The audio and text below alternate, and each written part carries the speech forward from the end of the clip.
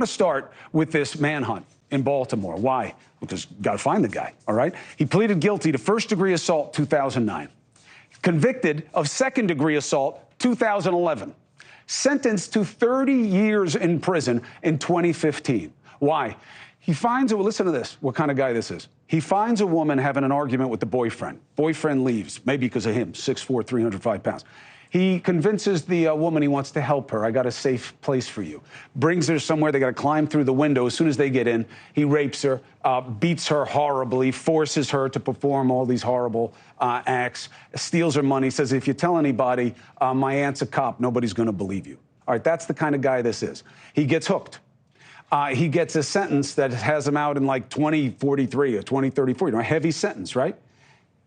He winds up serving like a fraction of it based on diminution of sentence, which is usually called time well served, okay? How are these stories signs of the times about us being soft in places that we need to be hard? Let's discuss the realities, what it means, and what we do about it with a very important guest, okay? Former police chief Charlottesville, RaShall Brackney. You remember her? Very helpful to me in understanding crime in America, helping inform our town hall. Always good to have her perspective. Thank you for joining us, Chief. It's good to have you. Thanks so much for having me and for being willing again to have another intentional and important conversation when it talks about crime in America. Now, I want to cut to what this is and kind of strip away a lot of the talking points, okay? A lot of communities and municipalities needed bail reform. There are too many people who are poor and often minorities who rot in jails for cases that don't warrant time or who didn't do the crime. So there was a need for change, but the change overstepped, took discretion from judges. It's a problem. It's a problem in New York. My brother was governor. They passed bail reform here, does not give the proper discretion to judges. It's a nightmare, okay? He could deal with why he did it.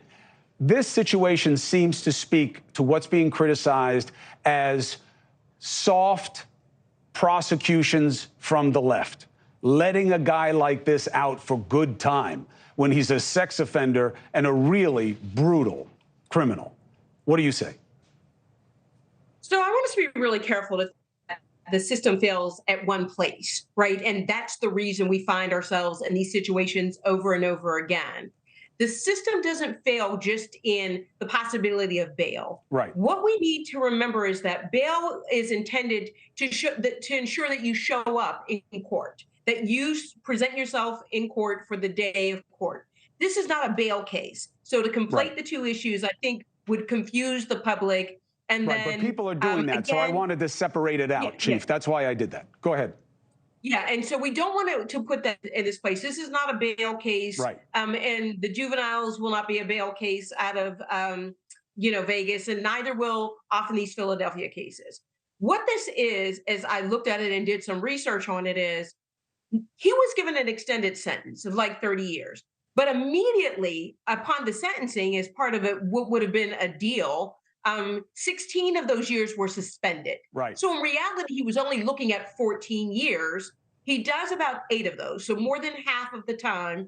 And then based on the statutes that say if you do a certain amount of time, a percentage of your time, this isn't a parole case either. The statutes say they get released. And that's not a judge's discretion, a prosecutor's discretion.